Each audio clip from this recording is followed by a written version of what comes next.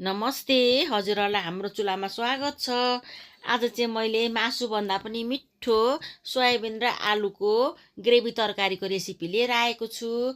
हजुरहरूले सुरुदेखि अन्तिमसम्म हेरेर साथ दिनुहुन्छ भन्ने आशा गर्दछु। यसरी पकाएको सोयाबिनको तरकारी चाहिँ असाध्यै मिठो हुन्छ। अब सुरुमा त हामीलाई सोयाबिनै चाहिन्छ। मैले सोयाबिन चाहिँ एक बाउल लिएको छु। हजुरहरूले आफ्नो आवश्यकता अनुसार लिनुहोला। आलु चाहिँ मैले उसिनेर तासेर काटेर दुईटा लिएको छु। अब हामीले सोयाबिनलाई भिजाउनु पर्छ। मैले चाहिँ तातै पानीमा भिजाएको छु। चाँडो भिज्छ तातो पानीमा चाहिँ। चिसो पानीमा चाहिँ टाइम लाग्छ। मैले 4-5 मिनट भिजाएको। ल हेर्नुहोस् त, अब भिजी पनि सकेको छ। अब पानी मजाले निचोर्नुपर्छ। हामीले सुक्खै बनाएर निचोर्नुपर्छ।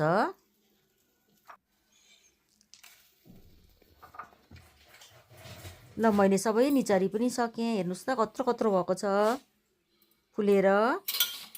अब एउटा बाउलमा चाहिँ म बेसन राख्दैछु। 2 चम्चा थोरै बेसार, नुन पनि थोरै, कश्मिरी धुलो खोर्सानी आधी चम्चा, जिरा धनियाँको धुलो आधी चम्चा। मजाले हामीले चाहिँ फिट्नुपर्छ। अब पानी राखेर पनि मजाले फिट्नुपर्छ। ल हामीले घोल तयारी गर्नुपर्छ अब बेसनको।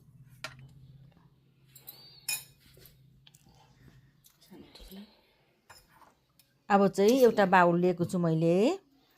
बाउलमा चाहिँ म अघि निचोरेको सोयाबिन राख्दैछु। अब हामीले घोल राख्नुपर्छ। त्यही बाउलमा पनि राख्दा हुन्थ्यो, अलिक सानो भएर मैले चाहिँ ठुलो बाउलमा राखेर मुस्दैछु हातैले।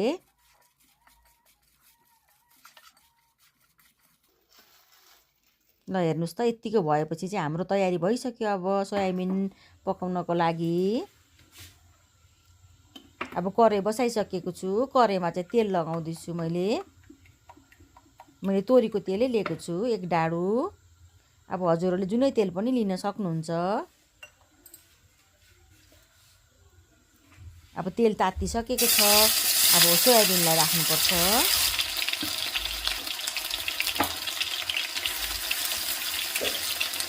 अब सोयाबिनलाई चाहिँ हामीले मजाले चलाएर फ्राई गर्नुपर्छ।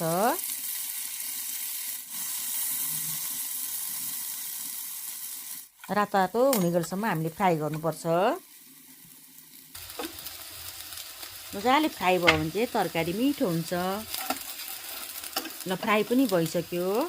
अब म एउटा बाउलमा निकाल्दैछु। ल हेर्नुहोस् त, रातो भइसकेको छ।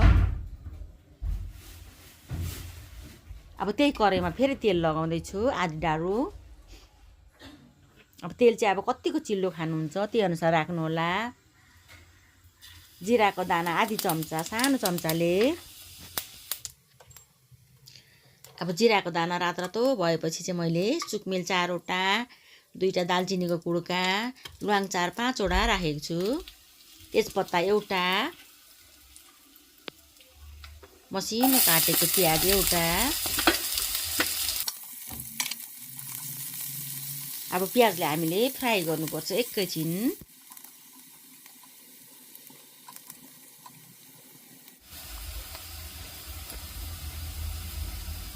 प्याज फ्राई भइसक्यो। अदुवा लसुनको पेस्ट 1 चम्चा, जिरा धनियाँको धुलो 1 चम्चा, बेसार आधी चम्चा। अब ग्यासलाई चाहिँ मिडियम पारेर हामीले मसलालाई फ्राई गर्नुपर्छ।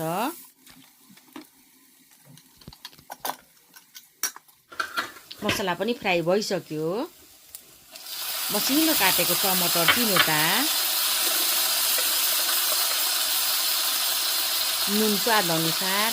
मैले अघि सोयाबिनमा पनि लगाएको छु नुन। कश्मिरी धुलो खोर्सानी आधी चम्चा। अब हजुरहरू पिरो खानुहुन्छ भने चाहिँ अरू खोर्सानी पनि राख्नुहोला। मजाले चलाएर हामीले टमाटरलाई पकाउनुपर्छ। अब छोपेर हामीले टमाटर पकाउनुपर्छ। अब टमाटरलाई मजाले चलाएर हामीले कुच्याउनुपर्छ सबै।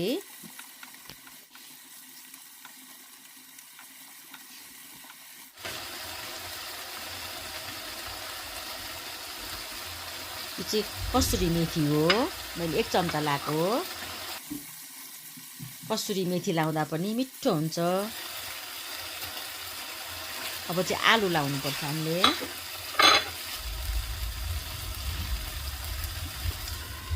अब आलुलाई पनि छोपेर एकैछिन पकाउनुपर्छ। यो पाकिसकेकै आलु हो।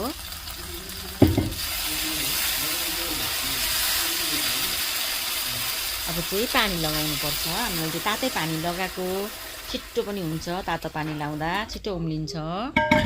अब हजुरहरूलाई रस कतिको मनपर्छ, ग्रेभी बनाउनुहुन्छ कि सुक्खा, त्यही अनुसार पानी लाउनु होला। ल उम्ली पनि सकेको छ। अब चाहिँ म अघि फ्राई गरेको सोयाबिन लाउँदैछु। सोयाबिन चाहिँ असाध्यै हेल्दी हुन्छ। सोयाबिनमा प्रशस्त मात्रामा प्रोटिनहरू पाइन्छ। हामीले बेला बेला यसरी तरकारी पकाएर खाँदा असाध्यै राम्रो हुन्छ। अरू तरकारी खाँदा दिक्क लागेर यो तरकारी पकाएर खाँदा असाध्यै मिठो हुन्छ। अब छोपेर फेरि पकाउनुपर्छ हामीले।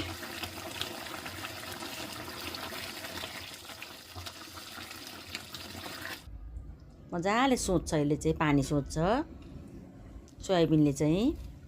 मसिनो काटेको धनियाँको पत्ता मैले ग्यास बन्द गरिसकेको छु। फेरि चलाउनुपर्छ। ल हेर्नुहोस् त ग्रेभी तरकारी सोयाबिनको कस्तो राम्रो पनि भएको छ। खाँदा पनि असाध्यै मिठो भएको थियो। अब म हजुरहरूलाई सर्भ गरेर देखाउँदैछु। खाना, रोटी, चिउरा जेसँग खाँदा पनि असाध्यै मिठो हुन्छ। अब हजुरहरू पनि यसरी बनाएर खानुहोला, अवश्य मन पर्नेछ। हजुरहरूलाई भिडियो कस्तो लाग्यो? भिडियो मन परेमा लाइक, कमेन्ट, सब्सक्राइब गरिदिनु होला। साथी फ्यामिलीसँग सेयर गर्नु नभुल्नुहोला। हजुरहरूको दिन सुखमय बित्योस्। धन्यवाद।